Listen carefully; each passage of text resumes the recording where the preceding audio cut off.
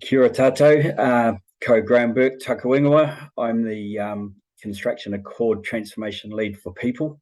I'm chairing this webinar today on the implementation of the Construction Contracts Amendment Act, retention money. This is a really important bit of legislation for the sector that's been basically 10 years in the making. Started off as from fallout from the Mainzeal collapse back in 2013, and we've been quite a journey to get it to this point. I think as a kind of a general reflection on the industry, this bit of legislation shows just how far we've come.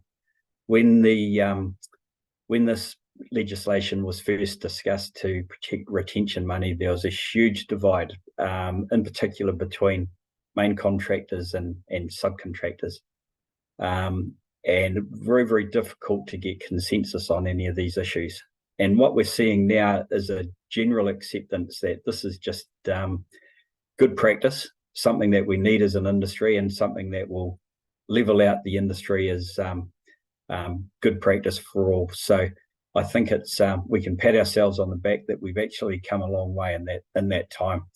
So importantly, this act is coming out in the beginning of October, and there are some changes. So with me today, we've got Amy Moorhead from MBIE, who has helped to draft this legislation. She'll be speaking on the kind of policy aspects of the act, and then we've got Peter Degerholm, who is well known to most. He's a quantity surveyor. He's a mediator, and has dealt with a broad range of contractual issues across the sector, and an industry expert who's led the development of this guidance. So without further ado, I will hand over to Amy. Thanks, Graham, and kia ora koutou. Welcome to the webinar. Peter is actually driving the slides, so you'll hear me say, next slide, Peter, for the first couple of slides, and then we'll hand over to him where he can look after himself. But I thought I'd just start today with a little bit of an overview on the Retention Money Amendment Act. Essentially, this was passed in April of this year, and the changes made in the Amendment Act are really aimed at strengthening and clarifying the retention money regime that came into force back in 2017. And in particular, the changes that we've made are really aimed at clarifying, in particular, the trust elements of the regime. So these changes come into force on the 5th of October, and that means that they're going to apply to any construction contracts entered into after the 5th of October, as well as any existing contracts that are renewed after the 5th of October. And for anybody on the call who is interested in the liquidation receivership changes that we've made in the legislation, which we'll get onto a little bit later, it's probably just pertinent to note that any liquidations or receiverships that start after the 5th of October will also benefit from these new provisions. So just a little bit of background on the Construction Contracts Act itself. The primary purpose of the Construction Contracts Act when it was first passed was really to outlaw pay when paid clauses. These clauses caused significant financial instability in the construction contract chain and left a lot of people really exposed. The original Construction Contracts Act originally dealt with this by setting out default payment provisions that are implied into contracts if parties don't agree on express terms for payment. And it also set up an adjudication process to deal with any disputes under construction contracts, in particular in relation to the payment schedules. In 2015, we made a number of amendments to the Construction Contracts Act. The first set of amendments was really to open up the adjudication process and sort of the general benefits of the Construction Contracts Act to residential construction contracts. Previously, there had been residential construction contracts hadn't been a part of this legislation. The second set of amendments, more pertinent to this discussion today, introduced a new retention money regime that was to govern the use of retentions. Can I have next slide, please? Thank you, Peter.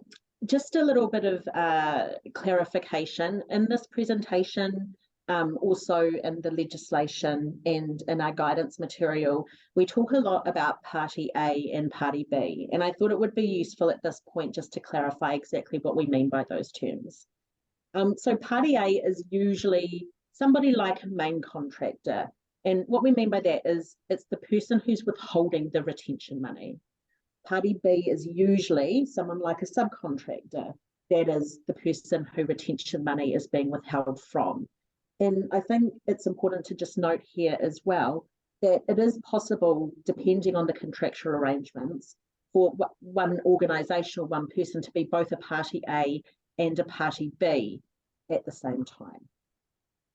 Next slide, Peter. So the 2015 retention money provisions came into force in 2017, and essentially those amendments were intended to create a deemed trust for retention money. It allowed the holder of retention money to commingle retentions with other money, but it did prohibit holders of retention money from using retention money unless it was paying that money back to the person who it had been withheld from under the construction contract, or if it was using the retention money to fix defective work that that person hadn't come back to fix. The other key amendment made in the 2015 Act was around the provision of information. So Party A was required to keep good records of the retention money that they were holding and make them available to Party B on request. Next slide, please, Peter. Then very shortly after the 2015 amendments came into force in 2017, we had the failure of ebert construction. So ebert held around about $3.7 million in retention, but owed around about $9.3 million. And the liquidators in the ebert case applied to the court to understand how those retention monies should be applied in practice. And the court had quite a lot of findings in relation to the 2015 amendments that introduced the retentions regime. And if you are interested, that court decision is available. But in summary, the court found that the Act wasn't really clear on what the trust requirements were. So the government moved to address these issues, and the first step the government took was to commission KPMG to prepare an implementation report to find out exactly how the regime was working and were people complying with it. And that KPMG report found three things. The first, that retention money was being commingled or not being held in trust in a separate account. The second key finding was that information to subbies was being provided on a very variable basis. And the third key finding was that there were a lack of statutory mechanisms to deter the use of retention money as working capital. That really provided the basis for a lot of the policy work that subsequently occurred and the changes that were made via the 2023 amendment. And from here, I'm going to hand over to Peter, who's going to take you through in a bit more detail what those changes are. Thank you, Amy. Picking up on Graham's comment at the start, I guess it's quite an auspicious day that 10 years later that we have a Supreme Court decision in relation to the Mainzeal case, for those that have caught up with the news. So it makes it a rather red letter day. The Act, the Amendment Act, has gone to a little bit more depth now in defining retention money. And it actually says that it does not provide to make retentions mandatory. And what it does is say when money is withheld for the purpose of as surety for the performance of the contract obligations, that is retention money when it's provided in the contract and when it's deducted. And it uses a term, a retainable amount, which is the amount that the contract actually provides that the payer, Party A, may withhold. It also provides, for example, where a contract where a party withholds retention money as surety for performance, even though there's no provision in the contract for retentions, the obligations as a party A in withholding that money arise. So they can only, in summary, they can only hold retention money where the contract provides.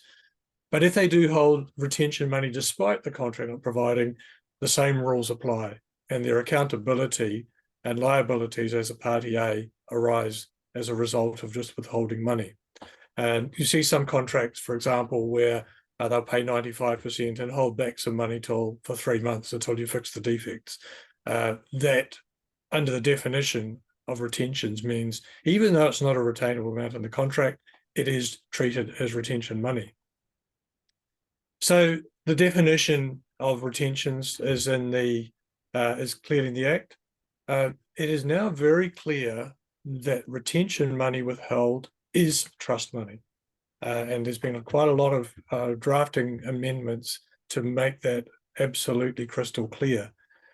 The party A that Amy referred to is the party withholding retention money. And as she said, usually a main contractor. Numerically, most parties withholding retention money are main contractors from subcontractors. But every main contractor has a principal or a client who's holding retention money from them. They are also a party A. So the party A becomes a trustee, and that means they assume the obligations of a trustee, and party B, the money that is withheld belongs permanently to party B, and it can only be used for remedying defects in the performance of party B's obligations. It's a little bit different to saying remedying defects.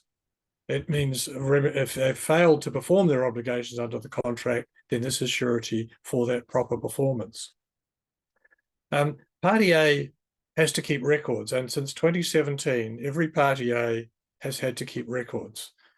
And my observation around that is that contractors have generally done that. A lot of principals probably haven't been too well aware of just what that means.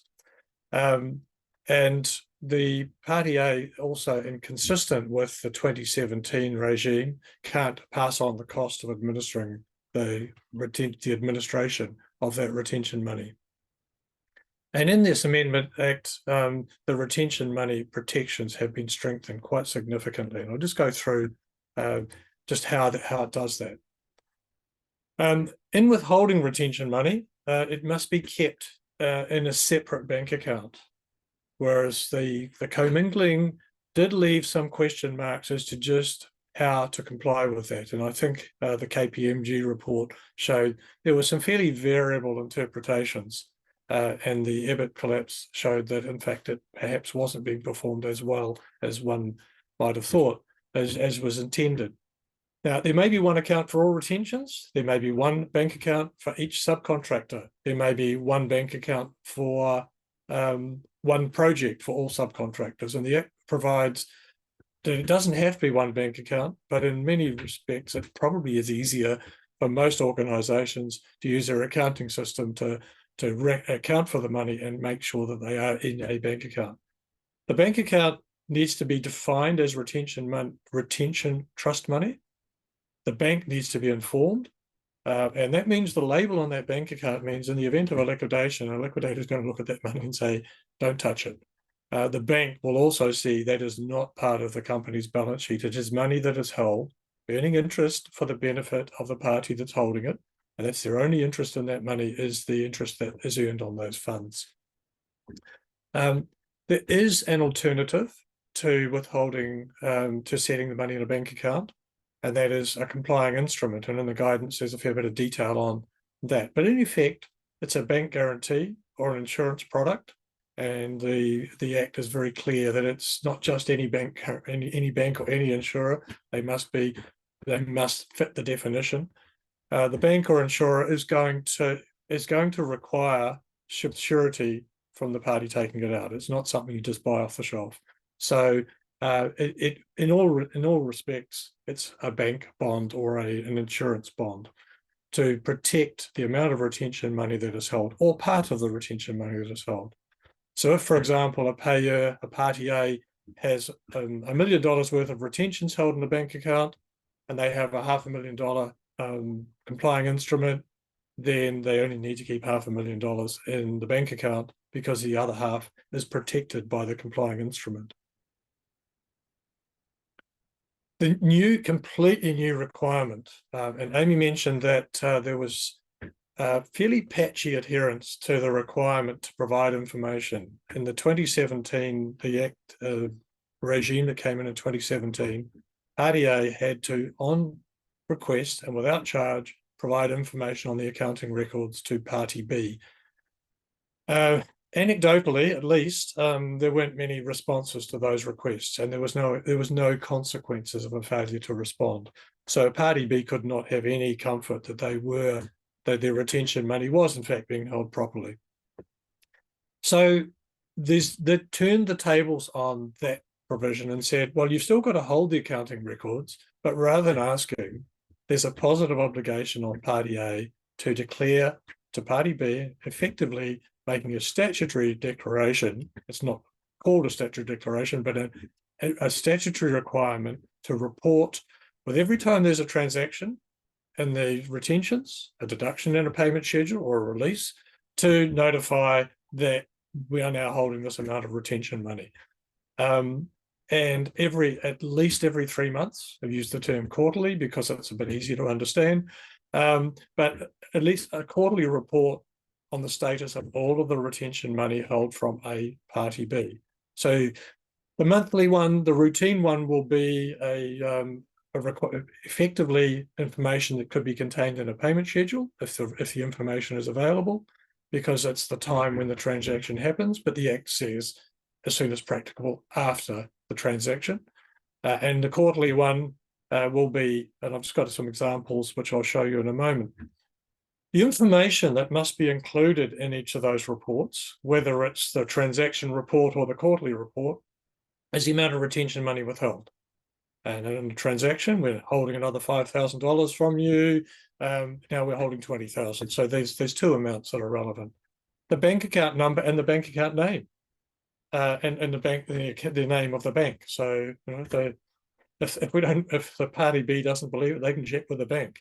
It certainly gives the receiver or the liquidator access direct to that account, and a statement that the payee, Party A, Party B, may inspect the payer's accounts and records. Now, they wouldn't need to if they were given adequate information. And even if there's a complying instrument provided, it doesn't take away the need to do the reporting. So having the accounting systems, having the reporting in place are mandatory. Having the choice to hold in a bank account or to cover that amount with a complying instrument, a bank or insurance bond, is optional to the Party A, the one holding the retentions. An example of a typical payment schedule, and in the bottom part of the payment of this model form is, in the shaded area, is the information that we might see in payment schedules. The Act does not require it to be in a payment schedule because it's very clear, and the Select Committee was quite clear, payment schedules are for a purpose, which is not a retention report. However, that doesn't prevent the reporting information being included in a payment schedule. So the retentions withheld or released. Now, what we always show in a payment schedule is the total retentions held, but the transaction amount is the difference between this payment and the last payment and the movement in retentions. So we're likely to see a little bit of a side calculation on the retentions. And this is not a mandatory form, it's just showing how the content might be presented. How the retentions are secured. And that means, in this case, Party A has got some money protected by an instrument and some of the money in a bank account. And the bank account is named, the instrument, the insurance company that's holding the instrument, and the number, the policy number or the instrument number is recorded as well, so that it's absolutely traceable. Remember, this is trust money. And then thirdly, a statement that Party B may inspect the records. And this statement is really just a reflection of what the Act says. It's reminding them that they can look at the records, and it's also pointing to say you can't look at our accounting system. You can look at the records in relation to the retention money we are holding from you. And it's making it clear that it sort of is intended, that statement, to have statutory effect. So when we look at a quarterly report, and the banks, the Act says every 3 months, or not less than every 3 months. The same information, the retention's held, but this is by contract. So this is all of the retention money held from a party. The accounting details, and there may be more or less, it may be that they might put all of the transactions or just the transactions in the quarter, but showing these are the accounting records that we are holding for you.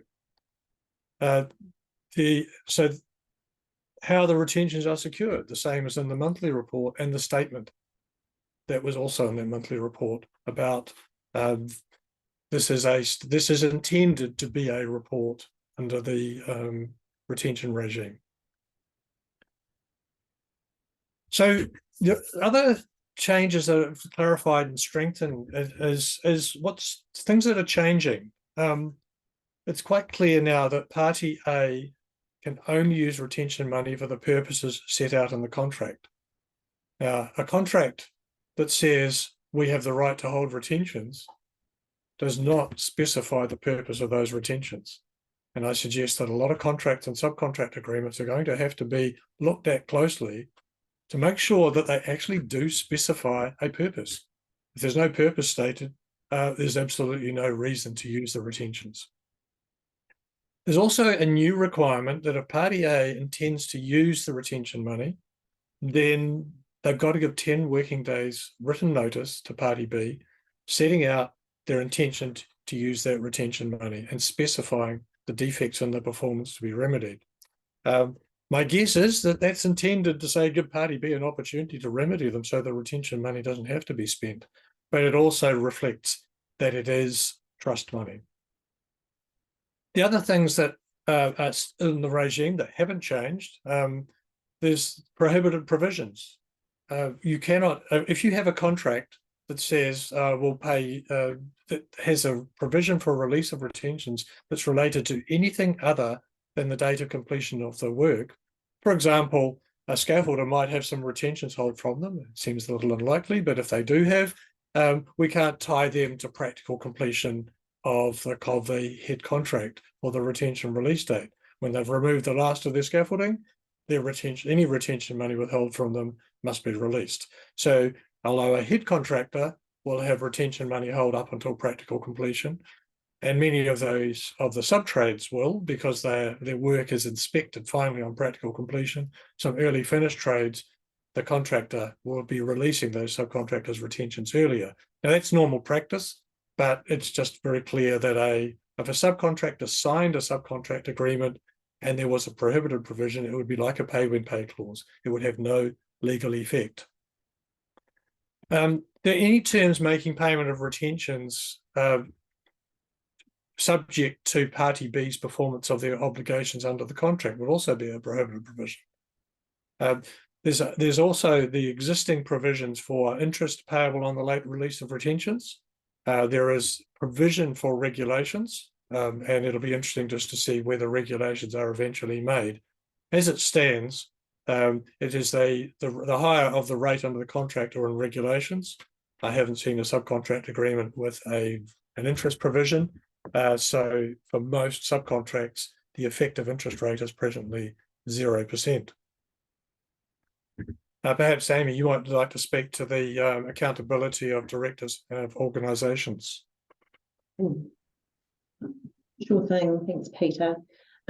So another one of the major changes that we've brought in the 2023 Amendment Act is offences and penalties.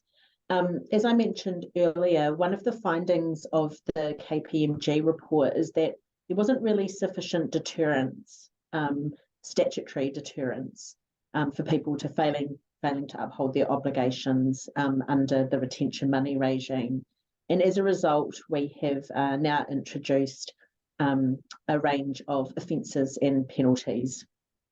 for people who fail to meet their obligation under the retention money regime. So I won't read through all of them. You can see them up there on the screen, and these are outlined in our guidance document as well. What I would point out is that there are offences and penalties both for individuals as well as companies, as well as directors of companies in some instances. In terms of how these offences and penalties might be applied in practice, anyone who discovers any breach of the Act is, of course, free to take their own legal course of action through the courts to have those fines applied. One of the other amendments that we have made is that the MB Chief Executive also has the power to take enforcement action. So this would be in cases where you have somebody who is not just in breach of the Act, but that breach is significant and egregious and would meet the usual tests set out in the Solicitor General guidelines. MB would, in those cases, step in to take enforcement action as appropriate. Thank you, and I guess my hope is that the accountability will actually lift the compliance of itself. But if a party B felt their obligations weren't being met, I would expect that they would first approach Party A. Perhaps a little bit of education might be a good start, because Party A may not even be aware of their obligations. It will take some time to bed down. So if we look at the impact on Party A, and bear in mind that Party A is not just contractors. Party A is every principal that's holding retention money from a contractor. It is every contractor holding retention money on a subcontractor. And we're talking about on commercial construction contracts, that is not with a homeowner. And even a subcontractor holding retention money on a sub-subcontractor is a Party A in that situation. So in discussion with contractors and the organisations that provide the accounting systems to the contractors, I think my observation, and it's anecdotal, is that most of the contractors do have money set aside in a bank account. They're going to have to at least rename those bank accounts. They're going to have to make an adjustment to the bank account, because even though they were not commingling the money, it probably doesn't meet the requirements, and they're going to have to check in with their bank and make sure the bank has been notified. It just has one important step. They're going to have to now report proactively to Party B on the retention money. So it's to each Party B. And once again, in sort of exploring just how this might work in practice, most of the contractors' construction accounting systems are pretty sophisticated with their retention money. It's a large part of the money that sits in a contractor's bank account. And for most of them, it will be simply a matter, once they've adjusted their bank accounts, it's actually customizing a report and maybe pressing a quarterly frequency or a monthly frequency and spitting out an email report. I suggest for a lot of other organizations, it might be a little more difficult. First of all, they've got to set up the accounting system, the accounting. And then they have to set up the reporting, and that will be certainly a fairly manual operation. I mean, even for example, a school committee, a board of trustees engaging a contractor to do a school building are going to have the same obligations for tracking the retentions, accounting for the retentions, and reporting on those retentions. So they're going to have to look very closely at how they manage those going forward. The old story of we've used up no money due, we'll net off your retentions against other payments won't work.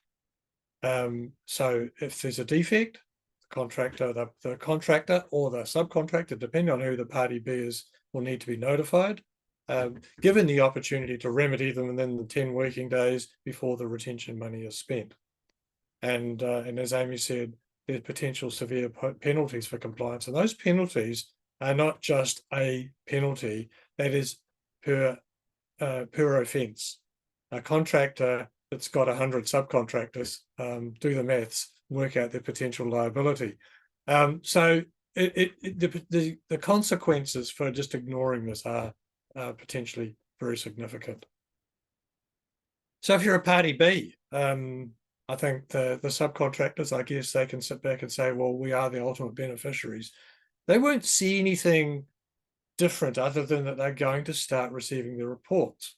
And I think that's going to take away perhaps some of the practice that was certainly preceded the 2015 amendments, where retention money that was never claimed never got paid out. That should not happen, because the retention money permanently belongs to Party B. They are the trustee. It's held on trust for them. It also means that in the event of a liquidation, the liquidator doesn't have to apply to the court to get directions on how to manage a shortfall, because that's addressed in the regime. They don't have to apply to the court to get even the power to administer it. The regime provides the power to the administrator, be it a liquidator or a receiver of the assets of a failed Party A company. And I think the reporting is something that will also mean subcontractors will be in a far better position to be reminded, oh, there's some retention money being held from you. Oh, we finished that job.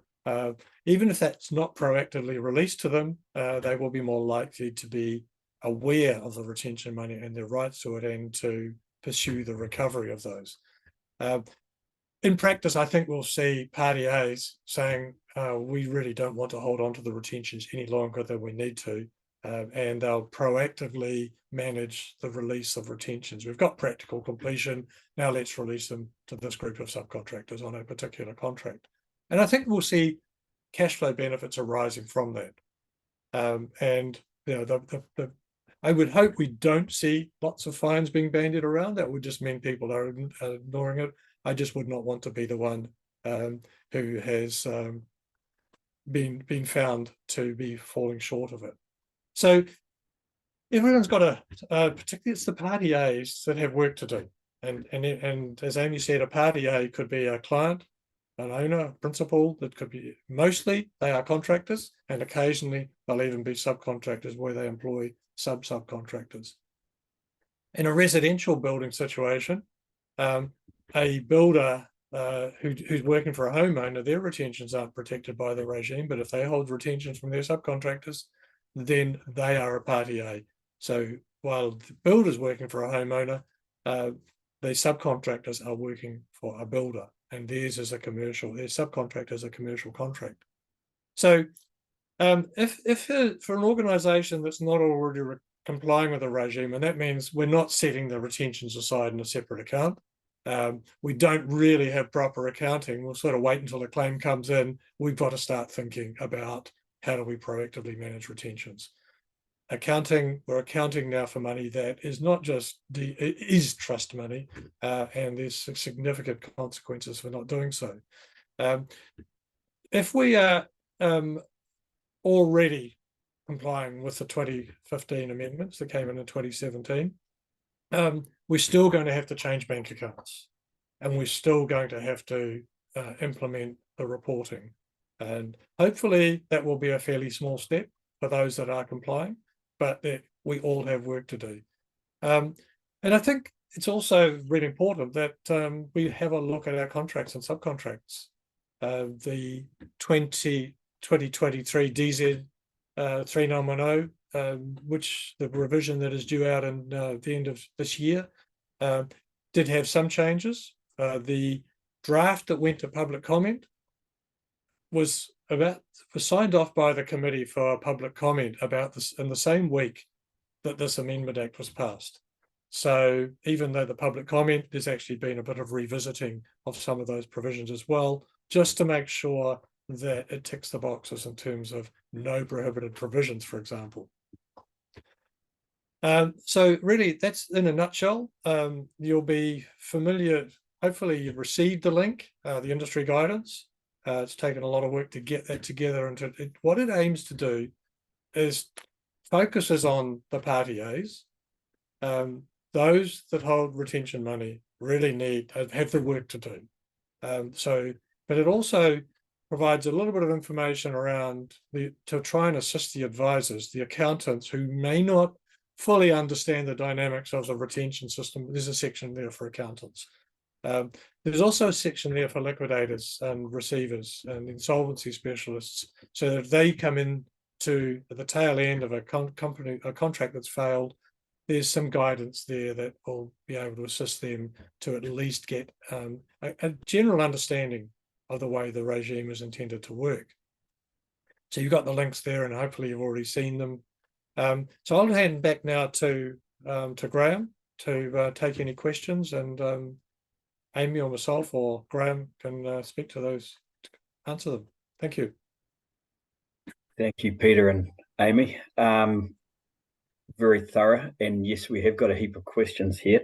Just a reminder to everybody that we can't provide you with specific legal advice, that you should actually seek advice from an appropriate professional just before we go into the questions. But so we've got one here, Amy, one for you perhaps. Can you please confirm how the interest earned on retention money is treated? Yeah, sure thing. So generally, that's one of the things that isn't changing. Generally, that interest earned on retention money would go to Party A. Thanks, Amy. And Peter, what happens if the main contractor goes into liquidation? The receiver, or if a liquidator, in that case, becomes the trustee for the retention money and has the authority to distribute the retention money. If the retention money is short, there's also provisions for prorating the retention money. The only deduction from that is the reasonable cost of the liquidator that they can recover from the fund. The fund will pay their costs, but they would have to be very careful in allocating, and the guidance actually sets it out fairly explicitly, is that they don't just charge the cost of the liquidation to the retention fund. They can only charge to that the cost of distributing the retentions. Amy, how would the law treat a creditor who hasn't had sufficient funds in that in the retention fund? Should they go into receivership? Well, I think that would probably be a question that the liquidator or the receiver would consider. But you know, if it's a contract that is entered into after these new provisions come into effect, they may also be liable for some pretty hefty fines. Noting, of course, that you know, if you're in a receivership or a liquidation situation, there may not be any money available. But that's really one of the reasons that we included some of the offences and penalties directly to directors in their personal capacity, and in some instances. Another one for you, Amy. How much liaison has there been with the banks regarding the new requirements? Says we have today been talking to a main trading bank who cannot easily name the account as retention money account. Also interested in how the accounts are designated within the banking system, so they are differentiated as trust money and not subject to the bank's usual rights to, say, put a lien on the account. Yeah, I was actually quite interested to read that comment in the chat. We had quite a lot of interaction with banks in the development of the legislation, and also through the select committee process. So I was a little bit surprised to hear that. But look, banks are dealing with trust accounts all the time. They have to do this in a number of other areas. The legal profession would be one that immediately springs to mind. So I would be very surprised to hear if there's any difficulties on that front. If it's an issue with the party that is holding the bank account, or that is the name on the bank account, we have actually introduced some amendments via the 2023 Amendment Act that just specifies the sort of third parties that may hold the retentions in a named bank account. But yeah, I would be very surprised to hear that there would be any difficulties on the part of banks to be implementing this. It's a very straightforward and common thing that they do. Thanks, Amy. Peter, what's Party B entitled to see if they want to inspect records? How do they ensure that Party A has enough in trust to cover all of the retention obligations to all Party Bs? I don't think there's any. The Act requires them to provide information on the retention money that is held from that party, and collectively and individually and collectively, if they're giving accurate information to one party, each party, and there's something misleading, certainly they're exposed to fines for giving misleading information. So I don't think I don't think it would be a legitimate question to say, I want to know how much retention money you're holding from all Party B, sorry. Yeah, agreed. Another one for you, Peter. Read possible definitions of defects and performance obligations. Could this cover, say, late completion with retentions used to cover liquidated damages? I think we're going to see some interesting debate around just what is a defect in the performance of the work. And late completion, I would say it's not something that can be remedied. I would question whether that actually fits within the definition. Tricky one here. I'm not sure who to ask, so I'll go to Amy first. Can you only pay retentions from the specified trust account, or can you transfer it from the trust account to your working 00 bank account and pay it from there? I'm gonna provide an answer, but I'm going to check with Peter on this. The Act doesn't really specify that level of detail in terms of how payments are made from the retention account. Peter, I'm pretty sure that we don't really cover this in the legislation, because if you're making the payment, then you're meeting your obligation to pay the money to the person to whom it's owed. But defer to you on any detail. Yes, and had significant input from the accountants on this, and it was really it's actually the money until it's paid to Party B is held by Party A. So I mean, you could imagine the situation, they might put it at 00 and then the receivers move in and it's disappeared in that instant. But the reality is it's actually the money's it's got to be held in that bank account and it's got to be paid. But the mechanism for payment, I think, is, as Amy says, it's not trying to tell them how to do the accounting. It's only the liability is very clear.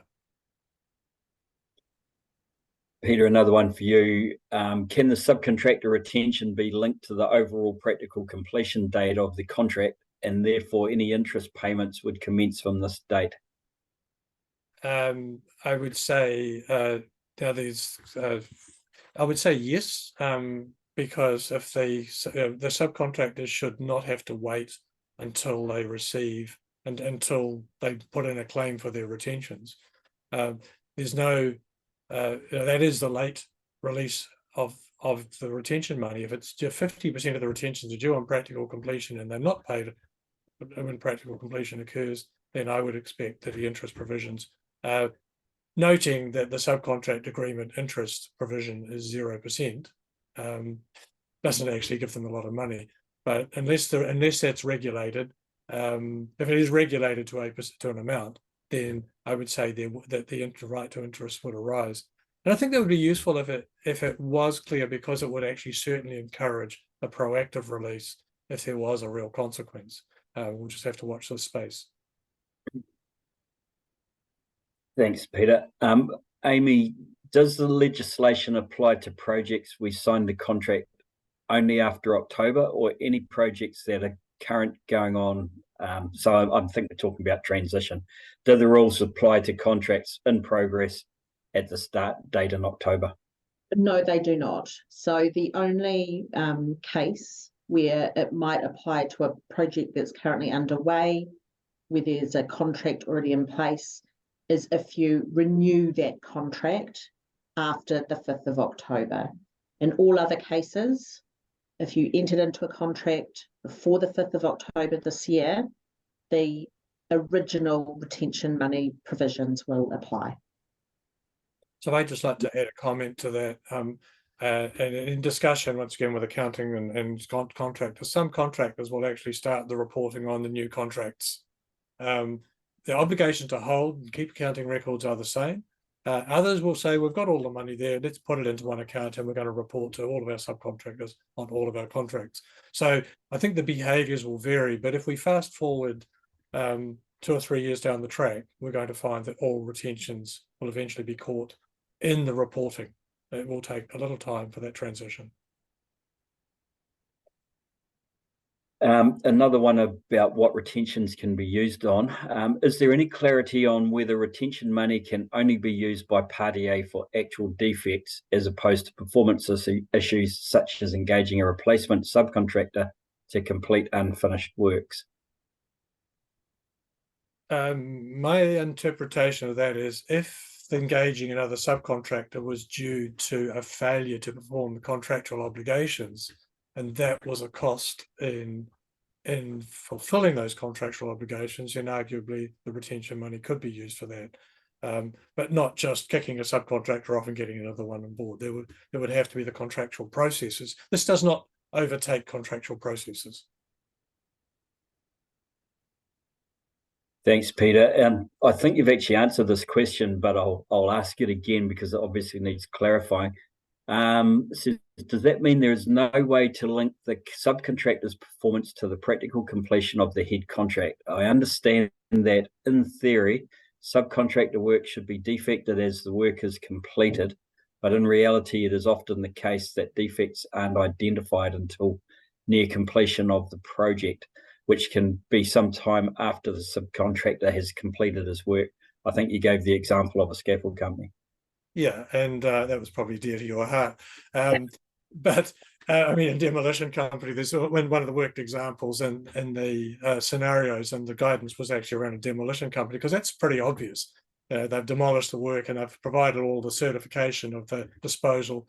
There's not likely to find any defects in the demolition work. So it's an extreme example. There's some where it's not entirely clear, but there are some, for example, the plumbing, when they actually commission the system on and that is practically complete, they also will have a defect period because the work that they've done needs to have it's legitimate. Their obligations are not completed until they've actually until it's finally signed off after the end of any defects notification period. So all of those provisions remain in place, but it's more that some sub-trades will not fit that definition and will clearly fall out of it. There will be some where it might be argued, well, I finished the roof 6 months before, and there will be some question marks around whether in fact that's practical completion is the proper time for signing it off. So there are some question marks that just won't be able to get precise answer on some trades.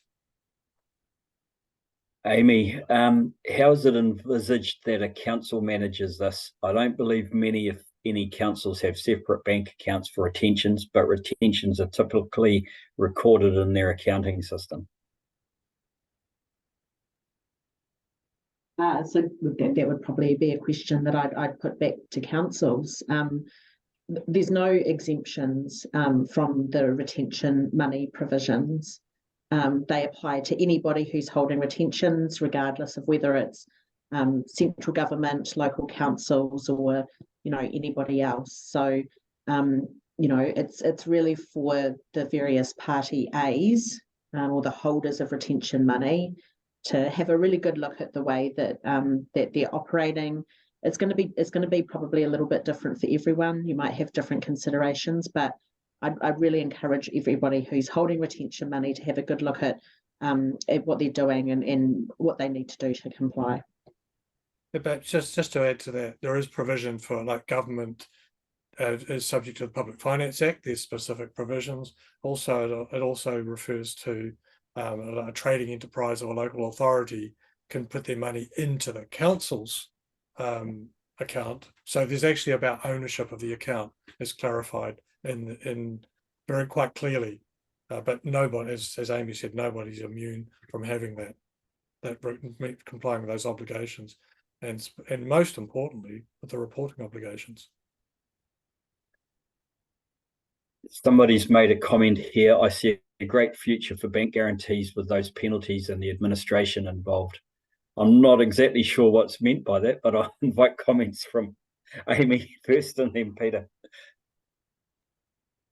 Look, I mean, as we always say, retentions is a voluntary practice where people choose to use retention money. It must be as per the Construction Contracts Act. And the reason behind that is really to protect people from the financial failure of the people holding that retention money. You know, if people want to start moving towards other forms of holding retention money, you know, those things offer equal protections, I would argue. So, you know, it's really up to the people who are holding retention money, using those as part of their contracts to decide how to go forward from here. Do you have anything to add to that, Peter? Yeah, and I think I certainly hear some indications that some will say, well, we're not going to have retentions, we'll just insist on performance bonds, for example. And I think we've sort of got to think as an industry is, yes, there is a need for surety for performance, but I still don't have an answer as to why do we need retentions plus bonds, and maybe we need to rethink the equation. One thing I am hearing is that a lot of contractors talking to the subcontractors and some clients talking to their contractors and saying, look, we hold retentions on you and a whole lot of contracts. What about giving us an overarching bond as surety for your performance? So I think we're starting to get some adult conversations around what does real surety look like without adding a lot of cost. So it will be really interesting just to see what influence this has on behaviours. And I would hope it's a positive influence rather than just demanding more performance bonds. It just takes so much cash out of the industry. Peter, we've got a fairly specific question here. What add-on do organisations use with Xero to track and report on these retentions? We had a question before the webinar asking for, you know, do we have suggestions for accounting packages that account for this? Just bear in mind that we're not, you know, the Accord's not going to actually recommend or nominate a product, but are you able to give a reasonably simple answer to the Xero question, Peter? I think Xero, you know, if they've seen this coming, they will have developed some sort of app or encouraged an organisation to develop some sort of app. I mean, I have, during the drafting of these guidance, I've been talking with a couple of companies, and one of them is Postcon, just to mention a company that has actually been looking ahead, and I'm sure all of these construction accounting organisations have. So it's probably relatively straightforward for those that are construction-specific accounting, and I would expect their accounting systems would be fairly easily tweaked as to the Xero type basis. It certainly wouldn't reside in Xero, but it may be that there's an app that will talk to it, that it will or should talk to it. It will take some time. Also quite specific, somebody's asked, will the Form 1 document be updated to reflect these changes so when issuing to clients? Personally, I don't see any need to, because the Form 1 document is only about the obligation to respond to a payment claim. So I don't see, you know, one of the things that a payment schedule needs if retention money is one of the deductions or adjustments shown in a payment schedule.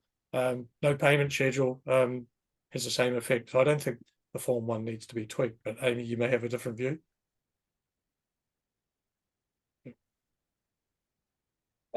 Another interesting question, I think I know the answer, but most of our clients already hold retentions in a separate bank account. Does this mean a liquidator will only recognise retentions held on trust on new contracts post October 23? No, because if the contract was entered into after the 31st of March 2017, that retention money should be in a separate account. The specific provision is that the liquidator has control over those accounts, the retention money that is withheld. So anything prior to 31 March 2017 would be all bets are off. But anything then would be similar to the ebert situation, except that it now clarifies that the liquidator has the same powers in the event of insolvency. The ones that should have been available to ebert's liquidator, they are there now in respect of those earlier contracts. Amy, what prevents Party A from drawing monies from the trust accounts? Well, there's a few penalties for doing that, I believe. But look, I mean,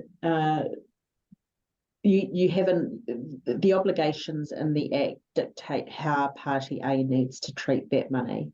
And what I would point to is there are penalties available for not doing that. And, you know, as Peter said, with the penalties applying for each instance of non-compliance, you know, that's going to stack up. So I don't know, Peter, if you had anything to add to that.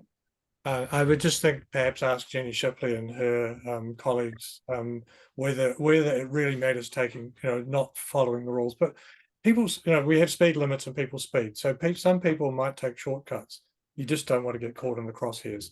So I would actually say it will improve, you know, certainly reduce the likelihood of that. The other thing that's important in the guidance, there was also a suggestion there about setting up some management reports, because often the behavior that's happening, that's the directors who are accountable, and they should actually have a window into their accounting system. And one of the things is suggesting a report, for example, that the money held for retentions we're holding, is it offset by a dedicated bank account and or an instrument? And so that they should actually get a one-page report that satisfies them every month. So that's in the guidance as well, as directors take an interest in what your quantity surveyors are doing and what your accounting people are doing. We've got one, we're at 1 o'clock, but there's one very pertinent question following that I'll ask Amy to answer. Can the fine or penalty be covered by insurance, or is it not insurable like health and safety fines?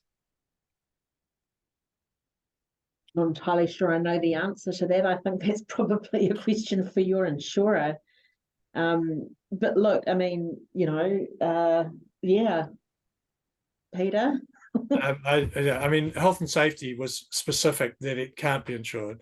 So there's no reference in that, and it would, I agree with Amy, it's a matter of the insurer. Yeah. But it doesn't look good on the 6 o'clock news. I'd say good luck getting insurance if you're likely to default on it. I was just about to say that. I know Warren Tucker as Aon has just put up a note in his the note that just popped up on screen. I didn't read it at all. At this time, the policy wordings, there is nothing to exclude the payment of the fine. It is possible that the insurance companies will amend their wordings to exclude these fines for the same reason as health and safety and employment, not in public interest. I think that's a pretty good note to finish on. It's been a really informative session. Thank you very much, Amy and Peter. I think we've had, I looked at one point, we had 235 people on the call, and I think we've got that number pretty much right to the end. So thank you very much for listening. I believe this will be available on our website shortly. And just a reminder that you should seek professional advice for any specific legal questions. Again, thank you very much, Amy and Peter, and we will see everybody soon at the next webinar. Yes.